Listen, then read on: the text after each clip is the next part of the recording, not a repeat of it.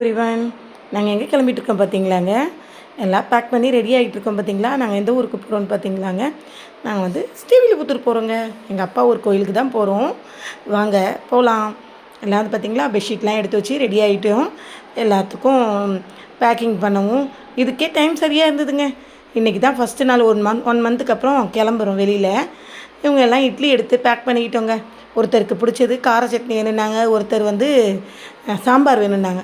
அதோடு நாங்கள் எல்லோரும் கிளம்பிட்டோம். பேக் பண்ணி வச்சுட்டு எக்மோருக்கு போயிட்டோமா. எக்மோர் ரயில்வே ஸ்டேஷன் பண்ணுறதுனால எல்லாம் ஒரு வித்தியாசமாக கிடக்கு. எப்படி இருக்குது பார்த்தீங்களாங்க. அங்கங்கே மேடும் பள்ளவுமா ஒரு இது இல்லாமல் பாருங்கள். இனியாயிட்டாலாம் ஒரே கை காட்ட ஆரம்பிச்சிட்டாங்க. வந்துட்டாளுங்க.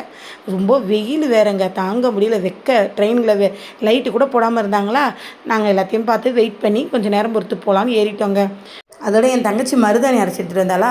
எல்லோரும் மருதாணி வச்சு ஒரு அலப்பறையை பாருங்க வச்சு, அதுவும் அவ்வளோ சீக்கிரம் செவந்து போச்சுங்க. சூப்பராக இருந்தது பார்த்தீங்களாங்க.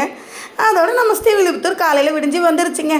எடுத்துகிட்டு ஒரு வீடியோவை எடுத்துகிட்டு அப்படியே நாங்கள் கிளம்பிட்டோம். ஒரு ஆட்டோ பிடிச்சிட்டு எங்கள் ஊருக்கு போகிறதுக்கு ஒரு 500 கேட்டாங்க.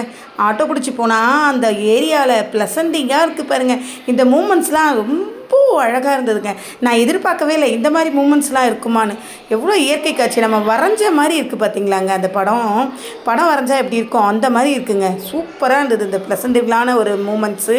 நம்ம காலையில் ஒரு 5 மணிக்கெலாம் இது எவ்வளோ சூப்பராக இருந்தது. தேங்க்யூங்க. அடுத்த வீடியோவில் பார்ப்போம்.